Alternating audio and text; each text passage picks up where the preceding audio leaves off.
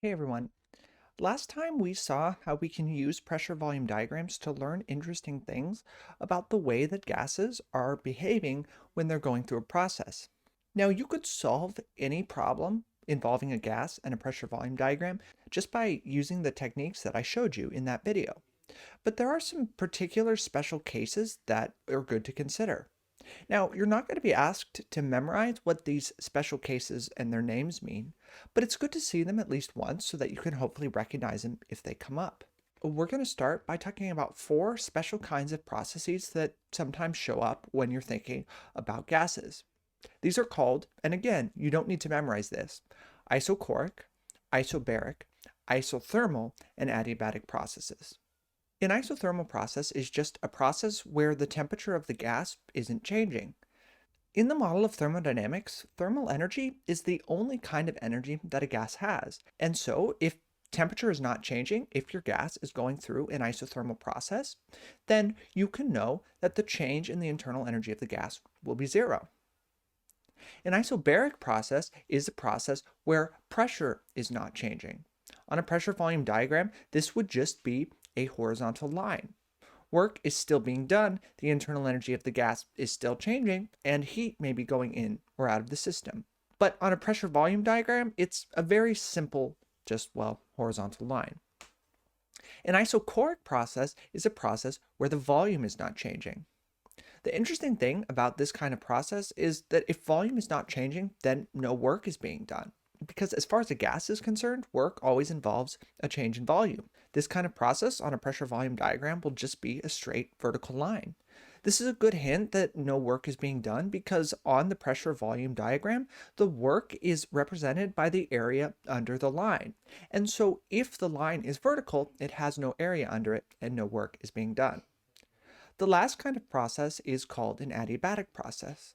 An adiabatic process is just a process where no heat is going into or out of the system. However, work can still be done and internal energy can still change. Now again, you're not going to be asked to memorize what these names mean. If I give you a problem that involved, say, an adiabatic process, I would say an adiabatic process and then put in parentheses Q is equal to zero. Heat is equal to zero, the definition of the adiabatic process. But I won't necessarily remind you about all the details of what this means. For example, if I gave you an isochoric process, I would tell you that the change in volume would be equal to zero, but you would have to remember that that means that there's no work being done. Now, the nice thing about this is you don't have to memorize this. If you know that work always involves a change in volume for a gas, and you see that there's a process where the change in volume is zero, you can immediately infer that no work is being done during the process. Now, I mentioned exactly what the isochoric and the isobaric processes look like on a graph because they're sort of really easy. An isobaric process, constant pressure process, is just a horizontal line, whereas an isochoric process, a constant volume process, is just a vertical line. But I didn't mention isothermal and adiabatic processes for good reason. The lines for these particular processes are kind of curved in interesting ways, and we don't have the math to really see the difference between the curve of an isothermal process and the curve of an adiabatic process. But I do want you to see them just once, just to sort of see what they look like. But again, remember that if you're expected to treat a certain process as one of these types, you will be told explicitly what type it is and what that type means. So let's take a moment to go to the whiteboard and look at what isothermal and adiabatic processes look like, but also look at a special case in pressure volume diagrams that has some interesting properties. So here's graphs of isothermal and adiabatic processes. The isothermal process is in red and the adiabatic process is in blue.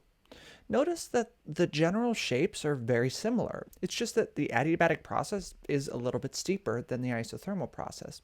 Now, as I said, you're not expected to be able to just determine by eye whether or not a process is isothermal or adiabatic. But a couple things I want to note about these processes.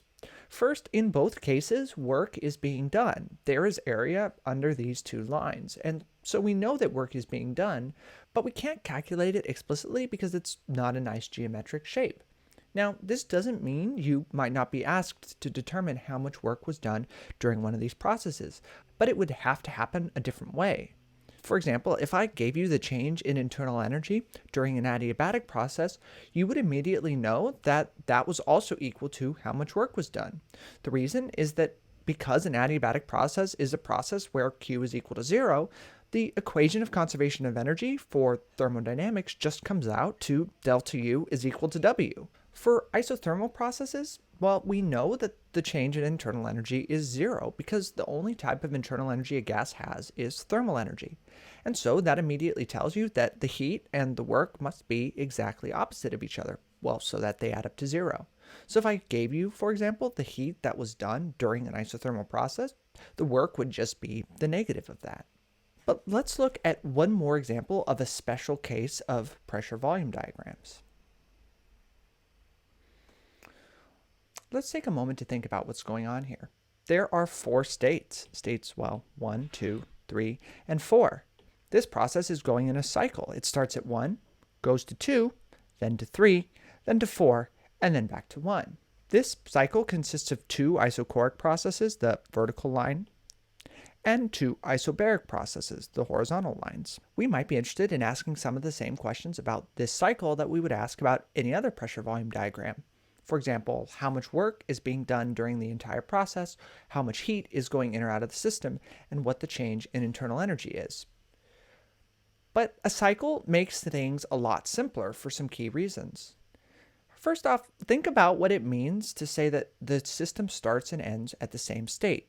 This cycle starts and ends at point 1. When a system is at a particular state, the value of its state functions is always fixed. That's the definition of a state. It's a place where the system can be, where the state functions have a particular value. So no matter how the system ends up at state 1, all the values of its state functions will always be the same wherever it's there. Internal energy is a state function, and so if the system starts and ends at state 1, then the value of its internal energy starts and ends at the same value. It might fluctuate in the middle, but again, it starts and ends in the same place. This means that for one cycle, or for that matter, any number of complete cycles, the change in internal energy for the system is just 0, because the system starts and ends at the same state. What about the work? Now, you might be tempted to go through and calculate the work for each of the individual processes and then add them up. But it turns out you don't actually have to do this. Whenever you have a cycle like this, the amount of work done is now equal to the amount of area inside your shape. So if you can just calculate this area, you can calculate the amount of work that's been done. This is just a nice rectangle, so it's fairly easy to calculate if you had some numbers. But is this amount of work positive or negative? Well, to see that, let's just consider the 2 processes in the cycle that actually do work. The vertical lines, the isochoric processes, don't involve any work. But the process that takes us from point 2 to point 3 and the process that takes us from point 4 to point 1 do involve work. The process that takes us from point 2 to point 3 involves this area. The volume of the gas is increasing during this process, and so the amount of work is negative.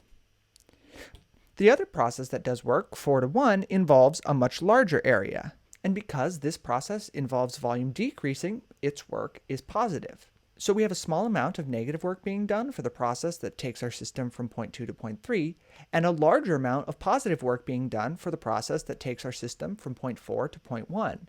And so the total work being done is going to be positive. The rule that you can remember is that if a system is going around a cycle clockwise, then the work being done is going to be negative. Whereas if the system is going around counterclockwise, like this system is, then the work being done is positive. The simplifications that you get out of doing cycles like this are really handy when you have complicated systems. And so it's good to remember how you can calculate work or changes in internal energy. But the key thing to remember is that the statement about the work and the statement about the fact that there's no change in internal energy are only statements about the process as a whole. There are still changes in internal energies in individual subprocesses. For example, if you just go from 1 to 2, there may be no work done, but there's definitely going to be a change in internal energy. Same with 2 to 3, 3 to 4, or for that matter, 2 to 3 to 4. It is only for the cycle as a whole that the change in internal energy is 0, and the work is the area inside of the rectangle. We've now seen all of the main concepts that we need to know about when we're thinking about gases, except for one. This is going to be the last main topic in the course. It's called entropy and the second law of thermodynamics. Now, you may have heard of these topics before, but you maybe don't know really what they're about. And that's what we'll start looking at next time. That's all for now. See you in the next video.